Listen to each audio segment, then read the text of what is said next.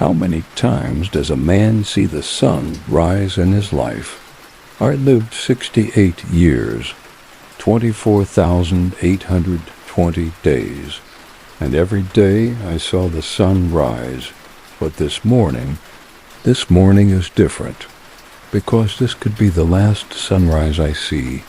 I'm by the campfire, in the mountains of Mexico. Snow is falling all around me. The cold is getting right through to my bones. But I don't mind at all, because this is cold. This cold is finally getting me home. I came here 45 years ago, with Emily and Clara, as criminals, but in the end, it eventually became home. And now, in this home, I'm drawing my last breaths, without fear, in peace. It is 1918. Things have changed in the world. The Great War is over. Cowboys are no longer around, just like buffalo. The Wild West isn't wild anymore. Now, everything has laws, telegraphs, and cars. But for me, I stayed here, in the hills, with Clara, with Em, and then I had a lot of grandchildren and great-grandchildren in my life. We made a small ranch for ourselves, a few cows, a few horses, and a small garden. Life is easy, but it was good. Never pulled my gun, never fought, never looked back. Well, not very often. I always saw them at night when I sat by the campfire, the spirits, ghosts from the past. My dad, Pa, who was good-hearted and had one arm. He died under that tree, but his soul still had hope. My Ma had red hair and green eyes. Woman who said, "Be strong," as she was dying. Lily, my sister with the little yellow hair. She died of the cold when she was 4, but I can still see her smile. Oh, know that strange peace that comes when you think about the past in your old age. Memories don't hurt anymore. They're just there to keep you company. Clara is dead. 5 years ago. She was 63 years old. The heart stopped. A quick, painless, and calm death. That night she passed away in my arms, smiled and looked me in the eyes. It was a lovely life, she said. Those were the last things she said. And she was right. It was a lovely life. Together for 40 years, fighting, laughing, crying, and being happy. Had it all. I put her in the ground on top of the ranch. Put it where the sun rises. Put a simple headstone next to her. Clara Rodriguez, 1895 to 1963. Dear wife, mother, and light of life. I go to her grave every morning. Talk to her. Tell her what I did today. And sometimes, I can hear her voice sometimes. In the wind, in the sound of birds singing, and in the sound of leaves rustling. Not yet, Diego, she says. Your time hasn't come yet. But now, I think it's time for me now. You know that death doesn't end it if you've ever loved someone your whole life. It only changes shape. Emily is 48 years old. A woman who is strong, smart, and beautiful. He has 2 sons and 1 daughter. They all live on the ranch. She came to me last night, took my hand. She said, "Papa." "Yes, daughter," I said with pride. "Are you tired?" she asked. "Yes, very tired," I said. "Do you want to rest?" She spoke in a calm voice like rain. I smiled. "Take a break." That was a nice word. Yes, I do. Then rest. We're here. We love you. And if you have to go, go to Mama. She's waiting, I cried. Thank you, daughter. You were the best thing that ever happened to me. Emily stayed with me that night, took my hand, sang songs, just like I did for her when she was little. And me, I was safe. People who have lived through those times know. You know you're immortal when your kids are watching over you, because they will always have you. But Emily wasn't the only person who came to see me. In the last 2 weeks, more ghosts from the past have come to visit. I see them at midnight when I'm sitting by the fire. William, the man who sold me out but also kept me safe. He asks, "Did you forgive me?"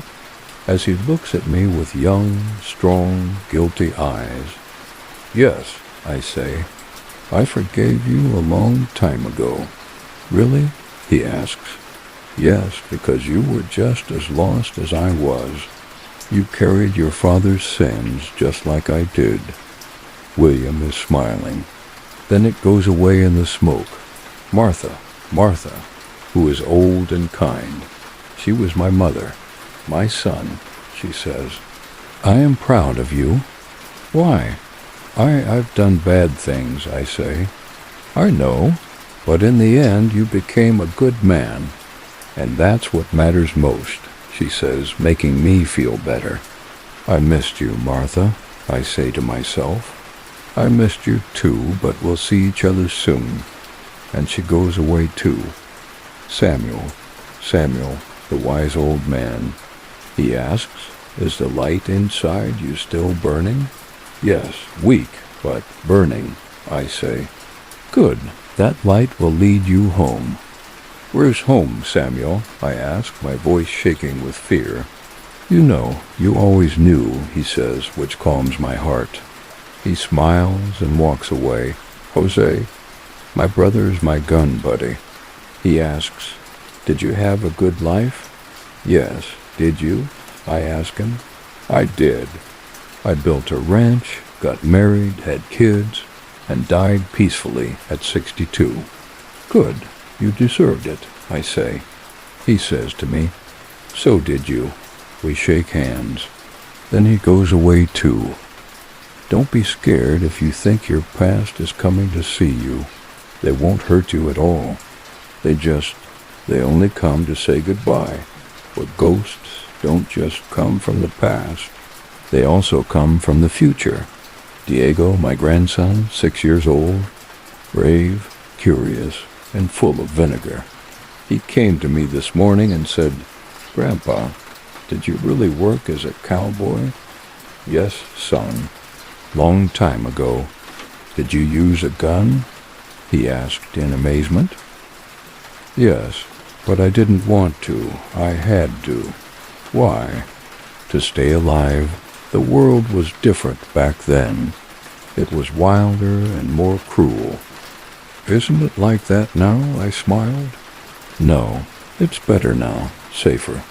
And I hope in your time it'll be even better. I want to be a cowboy." "No, son. Be a doctor, a teacher, a farmer, or something else. But don't ever be a cowboy." "Why not?" "Because being a cowboy means losing a lot. But you don't lose. You win. You win everything." Diego didn't get it, but he will someday. You might have wanted to leave a message for people in the future. That's when you know you're not going to die. In your words, in your lessons, and in your love. He was never a religious person. Did not go to church, didn't pray. I didn't think God was paying attention to me. But now, it's not the same now. I can feel God now, all over. In the wind's breath, the sunrise, and the falling snow. And I talk to him like a quiet place inside.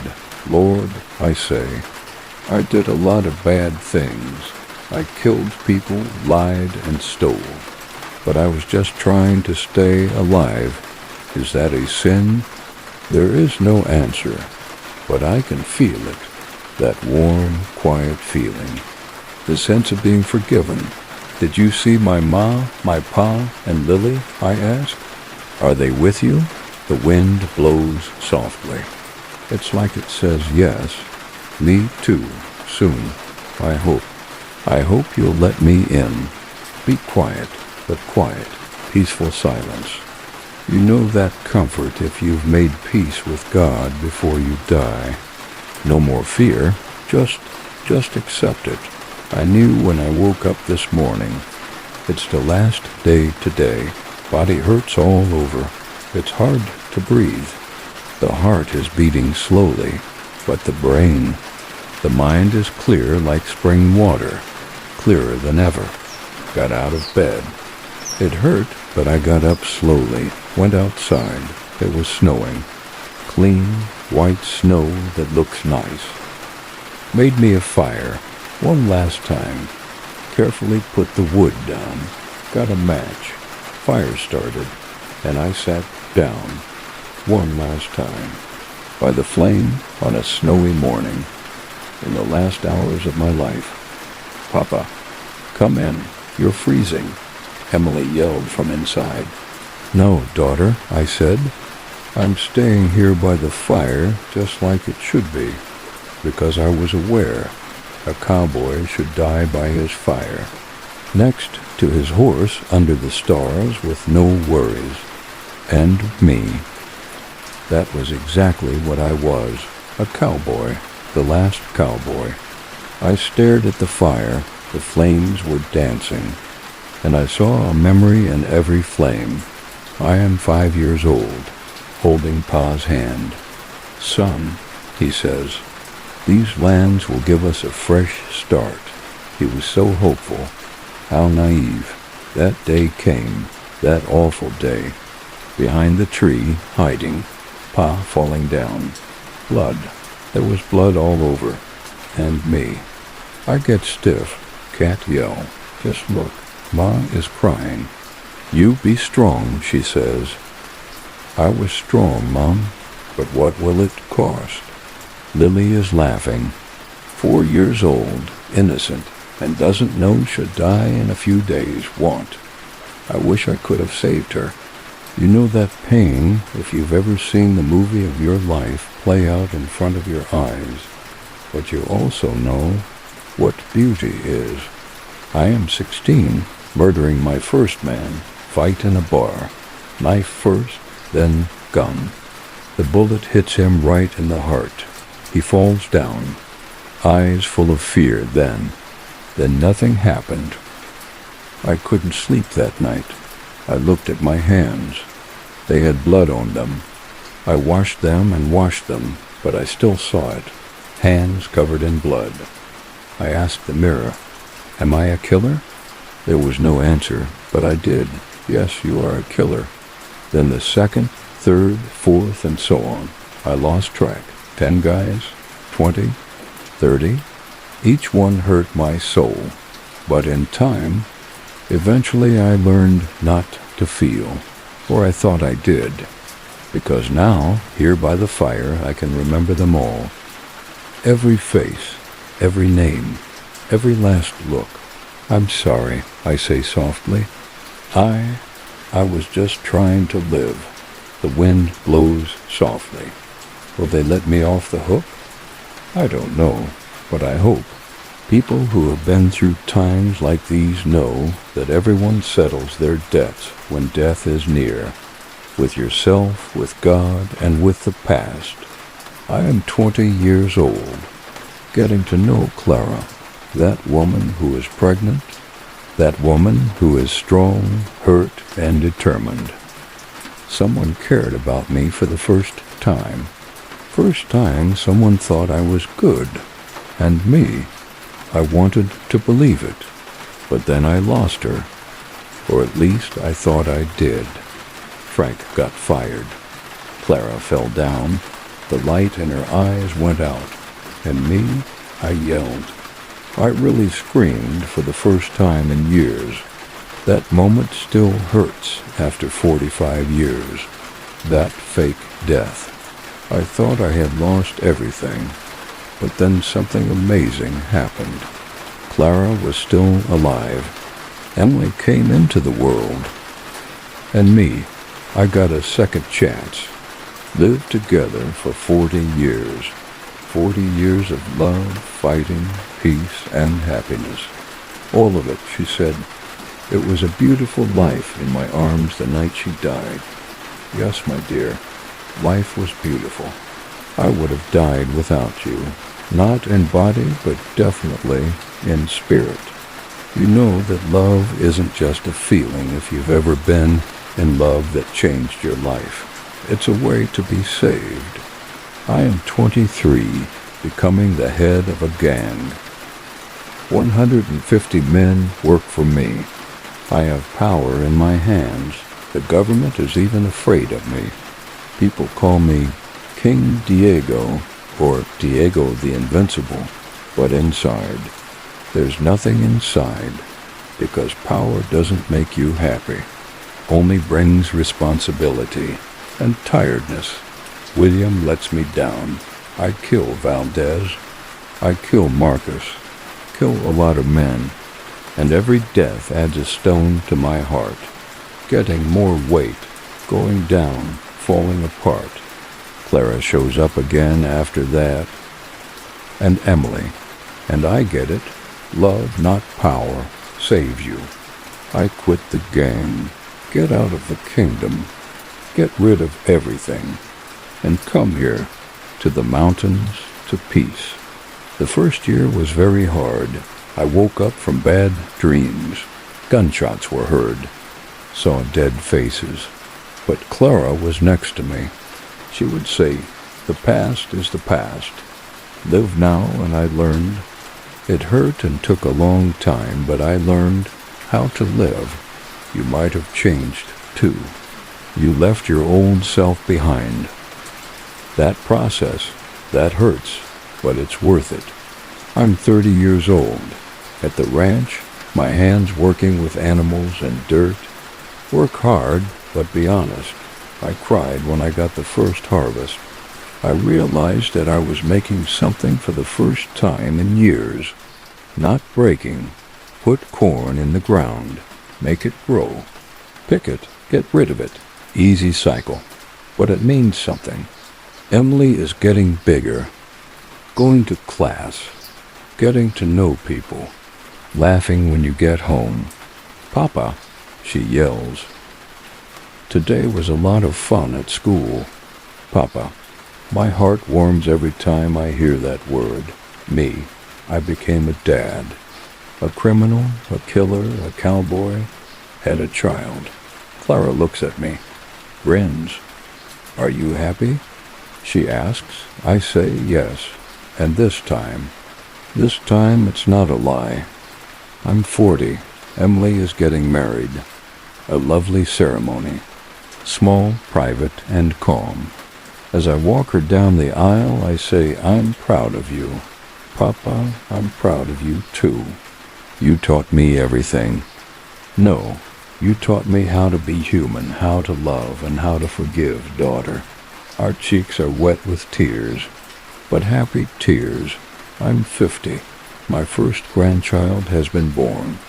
Miguel Jr., I'm shaking when I hold him. I ask Clara, "Was I this small too?" "Yes, and he will be strong like you. But I'm not strong, just only a survivor. You know that miracle if you've seen your grandchildren. Things go on through you, and then you. I'm 60. The news comes. Jose's dead. Age, 62. Heart attack. I cry. For the first time in years, I'm crying for a friend. Jose, my brother, my gun buddy. The person who tells the truth. Now he's also gone. Martha, a year later. 85 years old. In her sleep, calm. In her will, she wrote, "My son, I've always loved you, and I always will." Samuel, 2 years later. 93. Natural causes of old age. In his last note, he wrote, "Don't lose the light inside you. They are all going, one at a time." And me, I'm all by myself, becoming the last person to see the past. I'm 63 years old. Clara's hand is in mine. It's getting hard for her to breathe. "Diego," she says, "don't worry. I'll always be there for you. Don't leave, I say. Please don't leave. I have to, but you stay longer. Take care of Emily and the grandkids. They love you. I can't do it without you, I say. You can. You have always been strong. She breathes her last. She closes her eyes, and the light, that lovely light, goes out. I don't yell. No need to cry. Just stay there, holding her hand, watching it get cold. And I say softly, I love you. I've always loved you, and I always will. People who have been through times like this know that the deepest love hurts the most. But even that hurt, that pain is lovely, because it comes from love. The 5 years without Clara were the hardest. I looked for her every day. I dreamed about her every night. But Emily was right next to me. My grandchildren were next to me. Things went on. I got ready slowly for death, because I knew I would leave soon too. To Clara, to Pa, to everyone. And I wasn't scared, on the other hand. I was excited, though. At last I was going home, and here I am, 68 years old. At the campfire, it is snowing. The sun is coming up. My body hurts. The heart is slowing down. Vision is getting blurry. But the mind is still clear. Emily comes out of the tent. Papa, please come in. No, daughter, I'm not going anywhere. But you'll get cold. I won't freeze. There's fire, and soon I won't be cold at all. Emily gets it. Her eyes fill up. She is next to me, holds my hand. I love you, Dad. I love you too, daughter. You are my greatest accomplishment. The grandkids come. Diego, Miguel, Sophia, and so on. Everyone is sitting around the fire. Diego says, "Tell us a story, Grandpa." I ask, "Which story?" "Your story. Your days as a cowboy." I smile. It's a long story. We have time, but we don't. I don't have time, because I can feel it. These are the last hours, but I still start to tell it, because maybe this story might be my last job. I start with once upon a time there was a 5-year-old boy. His father was in the war and lost his arm, but he never lost hope. The grandkids pay attention, eyes wide with curiosity. One day, bad men came to that ranch. His father gave his life to protect the boy. Diego asks, "Did he die?" "Yes, son, he died, but he saved his boy. Love is stronger than anything." I go on, say everything. About May, about Lily. The feeling of being alone. The hopelessness. The first group of people. Bill, Martha, Samuel. Sophia asks, "What did Martha say?" She said, "You're a good person." I wanted to believe her, but I didn't. Not for many years. "Why not?" she asks. I had done bad things. I had killed people. And I thought that good people don't kill. But you were trying to stay alive, Emily says. You had no other choice. You know that feeling of relief if you've told your loved ones about your past. No more hiding things. No more feeling bad. Just only the truth. I talk about Clara, the first time we met. How I helped her. How much I loved her. How I thought I had lost her. But she wasn't dead, I say. Something amazing happened. She lived. And she had you, Emily. You, my daughter. Emily is crying. I always loved this story. Me too. This story is about hope. No matter how bad things get, there is always a light somewhere. I talk about the wars. Valdez. Hey, Marcus. Being a cowboy for the government. How I ended up in charge of a gang. Did you have power? Miguel asks. Yes, but power didn't make me happy. It just made me tired. And blood. So much blood. Do you wish you hadn't done it? They ask. I stop. Think. No, I don't regret it. That path brought me here, to you. And you're worth everything. The last battle, I say, was with Marcus. He was related to the men who killed my family, and we had to settle things. Did you kill him? Yes, but he shot me too. I almost died, but I lived. Because Clara was waiting for me. My voice shakes. Tears start to flow. And then we came here. It was just me, your ma, and Emily. We built a small ranch and lived a simple but beautiful life. Sophia asks, what was the best time of your life? I think so. I see memories from the last 45 years. I don't know, I say. Maybe the day Emily was born, or the day I married your grandma, or the first time I saw each of you, or maybe right now, this moment with you by the fire, telling my last story. People who have been there know that the happiest moment is often the one you don't notice. You only understand after the fact. I'm going to ask you something, I say, getting serious. A promise. They all say, what? At the same time, don't ever follow me. Don't ever use a gun. Don't ever fight. But you were a brave cowboy, Diego says. No, I was a desperate boy, and that made me a cowboy.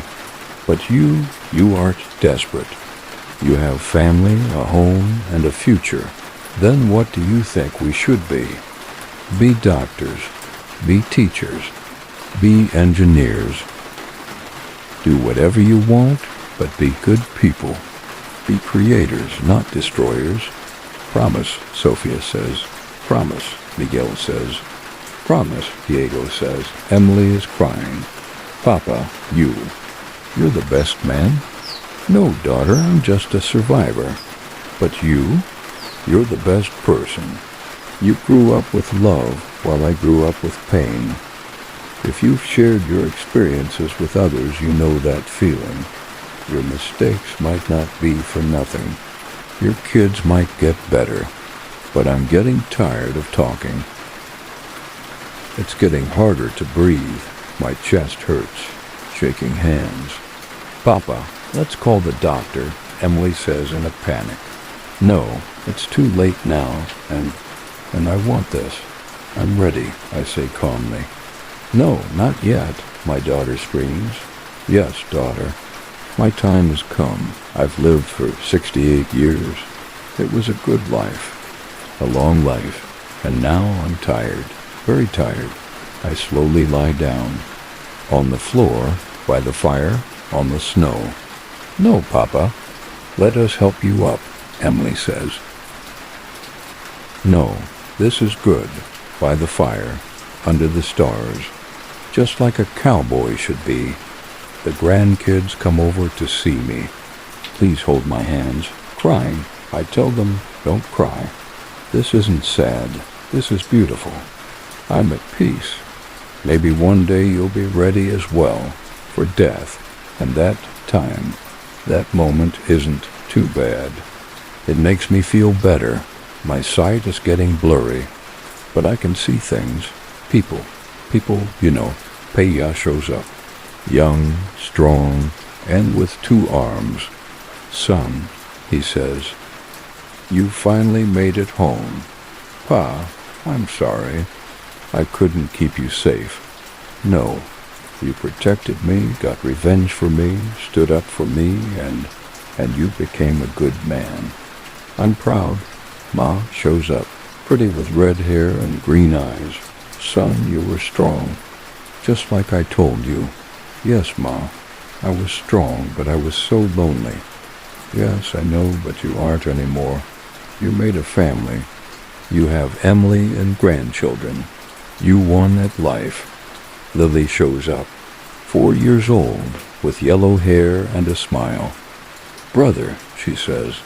Now we can finally have fun. I'm sobbing.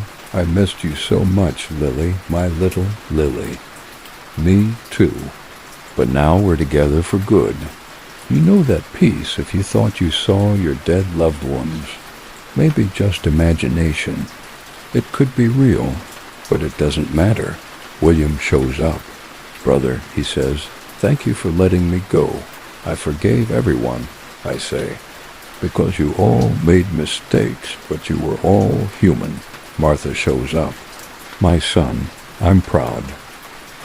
Samuel shows up. The light inside you never went out. Jose shows up. You had a good life, brother. They're all there. Every single ghost. All the people you love, waiting for me. And then Clara shows up, young and pretty, just like when I first saw her, grinning. Diego, she says, you finally made it. I came, my love. I missed you so much. I missed you too, but I promise we won't be apart now. She puts her hand out. I take it, it's warm, for real. Or it seems that way. People who have been there know that true love doesn't end with death. It goes on, always. I look, again. Check out Emily. I love you, I say. Papa, I love you too. A lot. I look at the grandchildren. Be good. Stay good. I say one last time as I look them in the eye. I look up at the sky. The sun is now fully up. Red, orange, and gold. The most beautiful sunrise ever. Lord, I say softly, please take me. I'm ready. I breathe. One last breath. Deep, calm, and whole. And I let go. No more pain. The cold is gone. I'm not tired anymore. There is only peace left. A beautiful, deep peace that never ends. And I see a light. Light that is bright, warm, and welcoming. I walk up to it. Clara is holding my hand. Pa is in charge. Ma's beside me. Lily is holding on to my coat. Pa says, we're going home. Yes, I say finally. Finally going home. And I step into the light. Emily is holding her father's hand. He feels his breath stop. She whispers, no, no, please. But she stares at his face and sees him smile. Happy, peaceful smile. He's gone, Miguel says. Yes, Emily says, but without pain. In peace. To his loved ones, the kids are crying. But Emily is smiling, because she does. Her dad is happy. Finally, after 43 years, he's reunited with his family. The sun has fully risen now. The snow is shining. The fire is crackling. Emily whispers, goodbye, Papa. I'll always love you. And I'll always tell your story. The next day, they buried Diego Rodriguez in the snow, beside Clara. At the top of the ranch, the place where the sun comes up. The stone for the grave was simple. Diego Rodriguez, 1850 to 1918, dear father, grandfather last cowboy, first to find peace. Emily talked at the grave. Her voice shook, but it was strong. My dad's life wasn't easy. He lost his family when he was 5, lived alone for years, fought, killed, and lost, but he never gave up. The grandkids paid attention, with tears, and finally he found peace, with us, here, on this land. My father always told me, don't lose the light inside you, and me, I'll carry that light. You'll carry it. All generations will carry it. You know that pain if you've buried a loved one, but you also know what it means to be honorable. They are no longer here, but their legacy lives on. A week later, while cleaning her father's room, Emily found an envelope. It said, for Emily, open after I'm gone. She opened the envelope with shaking hands. There was a letter in Diego's handwriting inside. "Dear daughter, if you're reading this, I'm gone. And trust me, this isn't sad. I was ready, even excited. Thank you for being my family, for calling me Papa, and for giving me a reason to live. You don't know this, but you saved me. I would have died when Clara died, but you were there. The grandchildren were there, and I lived for you. I have some requests now. Don't feel bad. I had a long, happy life. I couldn't have asked for more. Tell the kids my story, but not just the good parts. Tell them the bad parts too, because life is both beautiful and ugly, and they need to know both. Don't do what I did. Don't fight, use guns, or get revenge. Those things only hurt. Love a lot, because love is the only thing that matters in life. Forgive everyone, even yourself. There can't be peace without forgiveness. I have some requests now. Don't feel bad. I had a long, happy life. I couldn't have asked for more. Tell the kids my story, but not just the good parts. Tell them the bad parts too, because life is both beautiful and ugly, and they need to know both. Don't do what I did. Don't fight, use guns, or get revenge. Those things only hurt. Love a lot, because love is the only thing that matters in life. Forgive everyone, even yourself. There can't be peace without forgiveness. I'm giving the ranch to you and the grandkids. Take care of this land, plant, grow, and live. Don't forget about me, but don't cry either. I'm happy because I'm with your mom and my family. With love forever, your dad. There's a box under the bed with old photos, letters, and a gun in it. Destroy the gun, keep the photos, and read the letters. These are my past, but not your future. Emily was crying, tears that were long, deep, and cleansing. She smiled after that. Thanks, Papa, for everything. People who have lived through these times know that letters from the dead are the most valuable things, because they will last forever. The box was under the bed, and Emily found it. Box made of wood a long time ago. She opened it. Inside, a picture of Clara, young, pretty, and smiling. A picture of Emily as a baby in Diego's arms. A letter from Will. Forgive me, brother. A letter from Martha. I'm proud of my son. A letter from Sam. You never lost the light that was inside you. And a gun. It was old and rusty, but it still looked dangerous. Emily took the gun, saw it. How many men did Diego kill with this gun? 10? 20? More? She said. I don't need this anymore. Nobody will ever die because of this again. She went outside with the gun, handed it over to the blacksmith. Do this, she said. Make a bell, a peace bell, they said. You know that miracle if you've turned bad into good. The weapon of death becomes the bell of life. It has been 50 years since Diego died. Emily was now 80 years old. Very old, very tired, but still going strong. She had kids, grandkids, great-grandkids, and even great-great-grandkids. A lot of people in the family. Everyone lived on the ranch, on that land. Everyone came together one summer night. By the fire, the same way Diego used to do it. Grandma, said a little girl. Did you ever meet my great-great-grandpa Diego? Yes, he was my dad. What kind of person was he? Emily grinned. He was a complicated person. He had both good and bad sides. But in the end, the good won out. Tell us the story. And Emily said it. the whole thing, starting with the boy who is 5 years old, ending with the older person who is 68 years old. It took 2 hours. Everyone paid attention. No one said anything. The only sounds were the crackling of the fire and Emily's voice.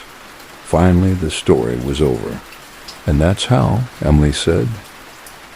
Your great-great-grandpa he wasn't perfect, but he was real. And most importantly, he loved you. People who have lived through times like these know that stories last through generations, and with each telling, the hero comes back to life. Emily died a month later as well. She died in her sleep peacefully, just like her dad. I'm coming, Papa. I have so much to tell you, she said. They'd put her in the ground next to Diego and Clara, 3 graves next to each other, facing the sun. And they wrote on her grave, Emily Rodriguez, 1888 to 1968, the story-keeper guardian of the light. That ranch is still there today. There live Diego's great-great-grandchildren. They farm the land, take care of the animals, and every night, they start a campfire every night, and they tell the tale. The story of Diego Rodriguez, the story of the last cowboy. Some people say this is just a story. It can't be true, but the descendants of Diego know it's real. Every single word. Because they live there, they bring that light. They carry on that legacy. If you're part of a legacy, you know what you have to do. You are in charge of the past. You make the future. And tonight in 2025, there is a campfire in Mexico's mountains. At Diego's ranch, there are people of all ages around it, 5th, 6th, and 7th generations. And someone is telling the story. Again, maybe the 100th time, maybe the 1000th time. Once upon a time, there was a boy who was 5 years old. The story starts now, again, and it will never stop. Some stories will never die. Some spirits last forever. Some lights never turn off. Diego Rodriguez is dead. In the year 1918, 107 years ago, but he is still alive. In every story that was told, in every fire that is lit, in every new day, and until the last person in the family dies. No, not until the last person dies. No, not until the end of the world. Diego Rodriguez will stay alive because he was more than just a cowboy. He was a sign of survival, a sign of change, a sign of hope, and signs, symbols will never die. The fire is still going, the stars are bright. The wind says, don't let the light inside you go out. And Diego is smiling somewhere in the sky because he was aware. He knew that death isn't the end, just a new start.